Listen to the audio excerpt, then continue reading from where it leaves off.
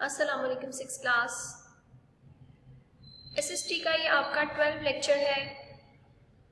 Today now we start our new chapter number 2 physical features of the Muslim world, page number 12. آج ہم نے اسلامی دنیا کے طبعی خد و خال چیپٹر نمبر 2 اسٹارٹ کرنا ہے. فرسٹ آف آل ہم دیکھتے ہیں فزیکل فیچرز کسے کہتے ہیں. فزیکل فیچرز طبعی خد و خال کو کہتے ہیں. جس طرح آپ کے نوز, لپس, ایئرس یہ اللہ تعالیٰ کی بنائی ہوئی چیزیں ہیں, اسی طرح ہماری ارتھ پہ بھی ان کے جو فزیکل فیچرز ہیں جس میں mountains, rivers, Plato's, natural vegetation, یہ سب پہلے سے جو کہ چیزیں موجود ہیں اللہ تعالیٰ کی بنائی ہوئی چیزیں ہیں, ان کے بارے میں ہم نے اس چیپٹر میں ریڈ آؤٹ کرنا ہے.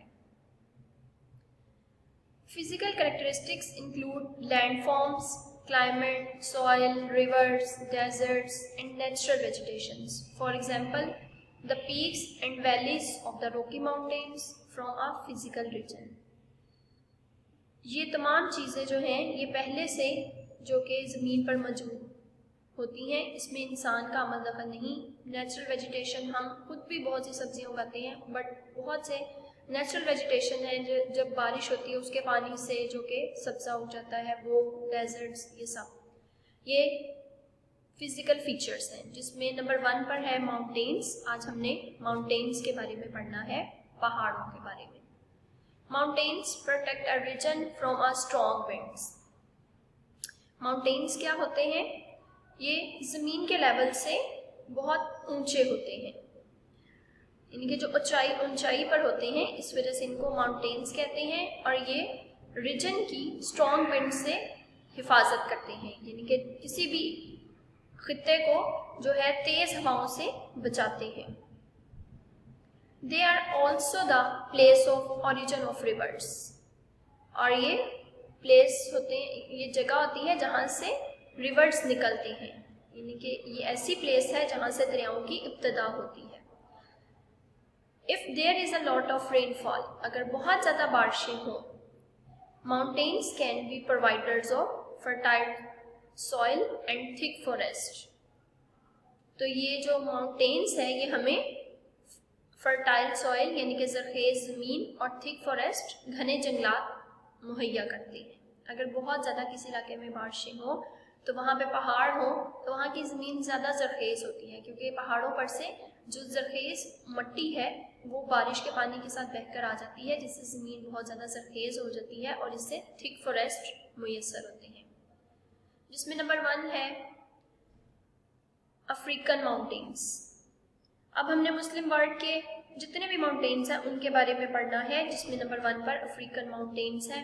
In the north east of Africa is the famous Mount Sinai in Egypt.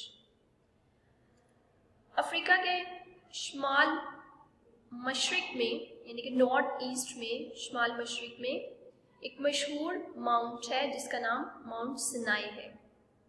According to the common belief, ایک عام عقیدے کے مطابق, Prophet موسیٰ علیہ السلام witnessed the glory of God on that mountain.